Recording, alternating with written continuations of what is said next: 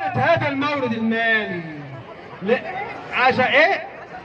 لا عشان حضرتي مشيت، عشان حضرتي مشيت بعد ال6 شهور مشينا. بالمناسبة يعني أنا جيت هنا وقلت مش عارف كنا قاعدين قاعدة في لقاء هناك ناحية الهاندبول ما كانش فيه مفارش يعني. هنا لقيت المفارش، قلت المفارش بيضة قوي دي كده، هي لسه خارجة النهارده، فبقلب فيها كده فلقيت المفارش دي فين يا أحمد؟